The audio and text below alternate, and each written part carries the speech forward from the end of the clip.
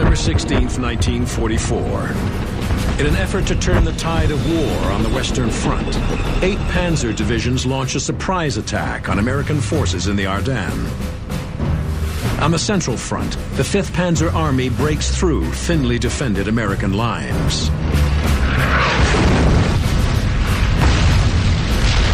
In the chaos, many Americans, like tanker John Marshall, are lost and surrounded by the advancing Germans. We now were really on our own, hoping to find our platoon or anybody. We decided to pull off the road, and we debated what to do.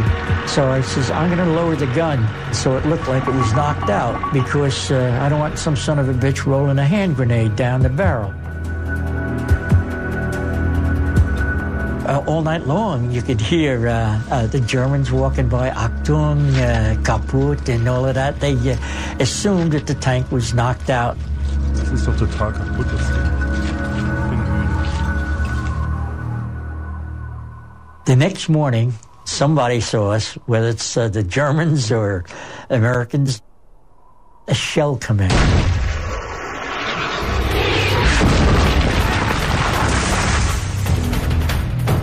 Hallier jumped onto the road, turned left, and started going down the main road. The next lane we came to, there is the only Tiger tank I ever saw.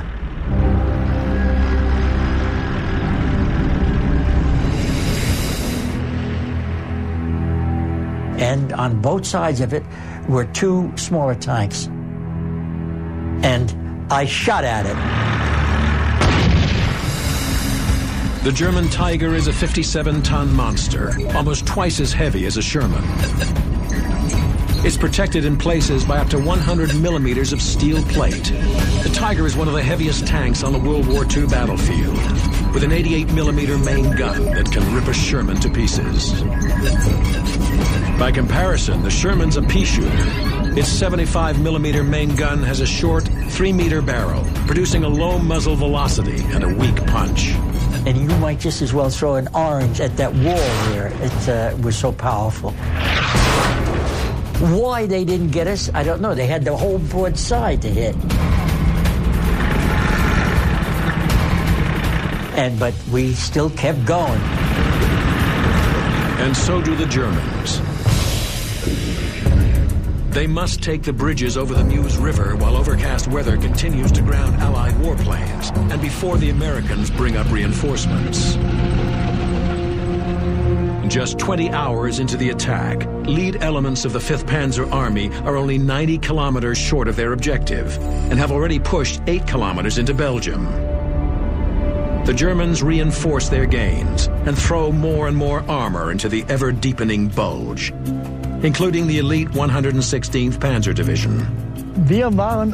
We were up on this hill.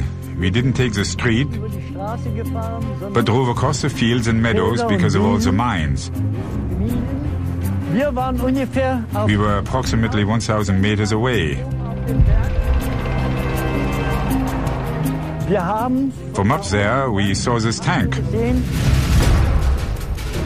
This tank, with its small cannon, was barely a threat for us.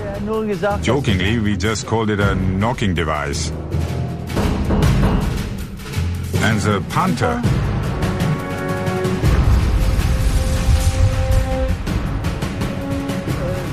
The Panther that was standing next to me shot.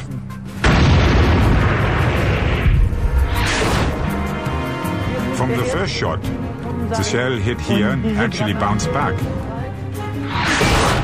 So instead of a hit, it bounced up.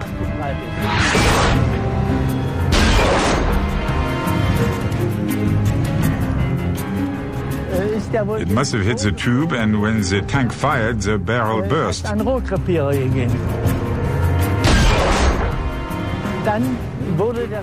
the second shot was fired and hit the screws that are standing out here. Schrauben geschlagen ist. Und dann wurde das dritte Mal geschossen. And they fired for a third time.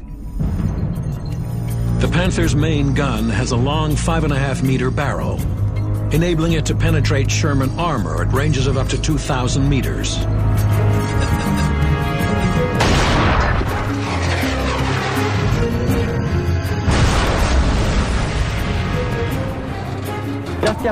And this is how the tank got destroyed. It was burning inside, and then we proceeded with our advance.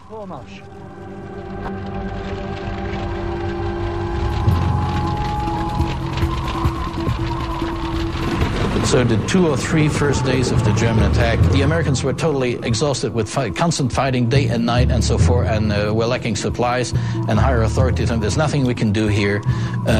Retreat.